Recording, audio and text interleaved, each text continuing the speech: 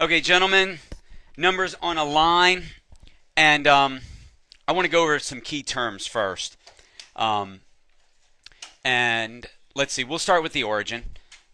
And you guys know what the origin is. We've been working, you've worked a lot with coordinate plane, right? And the origin is always the point where things begin, the zero, and in a coordinate plane it's 0, 0. But we're just talking about a single number line today, okay? Just the real number line. So instead of drawing a coordinate plane, I'm just going to draw a single number line, and this point is known as the origin, okay?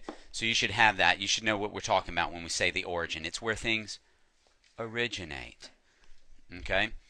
All right. Next thing, guys, I want to define some numbers here for us. And you know that counting numbers, or natural numbers, are 1, 2, 3, 4, 5, 6, 7, right, and so on. All right. Whole numbers is when we add 0 to the counting numbers. 0, 1, 2, 3. Okay? So that's what whole numbers are. Integers are the whole numbers and their opposites. So we're adding the negatives now. Dot, dot, dot, -2, comma, -1, comma, 0, comma, 1, dot, dot, dot. The dot, dot, dot, the ellipses, means that it's going on forever in those directions. Okay, so we've got integers in there. But the thing is that there are numbers between here, right, between -2 and -1. Halves and fractions and decimals and that kind of stuff. All right, and those are called rational numbers, ratios, fractions. Okay, so rational, some example of rational numbers might be -4.2, comma, -1/2, comma, 1. 1 is rational. It's a counting number. It's a whole number. It's an integer, and it's rational. Okay, 0.25, dot, dot, dot, and on forever. Okay, those are rational numbers. The positive numbers show up on the right side of the number line. I'm going to do that in a different color.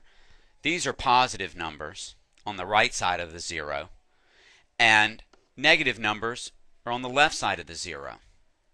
Okay? Let's see. Done.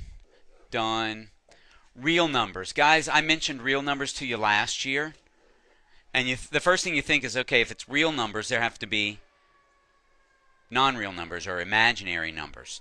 And there are. Not fake, but imaginary numbers. Anyone remember the imaginary number that we've talked about the most? Here, I'm going to wait for a moment. Oh, good. Hey, we do. Gordy. Not x. X is a variable. It changes. But what number do we know? It's an imaginary number. Miles. Not -0. 0 doesn't hold a sign. It's the dividing point between the positives and the negatives. All right? Devin. No. That's a rational number. 2/3 is a rational number.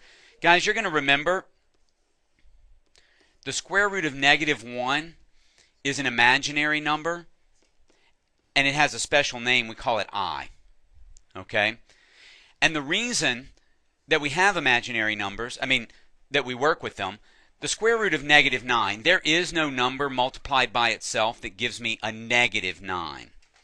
But you guys know, we talked about this last year, that we can factor radicals. We can factor numbers that are under square root sign. We can say the square root of 9 times the square root of -1. That's equal to the square root of -9. What's the square root of 9? What's the square root of 9, Austin? The square root of 9 Yes, is 3. All right, and what did I just tell you the square root of -1 is? How do we represent it, Ruben? I. Beautiful. 3i. These are imaginary numbers, okay? They do not show up on the real number line. Okay, we're not talking about them now, but we will get to imaginary numbers later this year. Okay, we'll bring that up later this year and we'll work with them some. But it's pretty easy. It's just like working with a variable. But it's when we have the square roots of negative numbers. All right, I'm going to end this and we'll have to do another one for this first example. All right?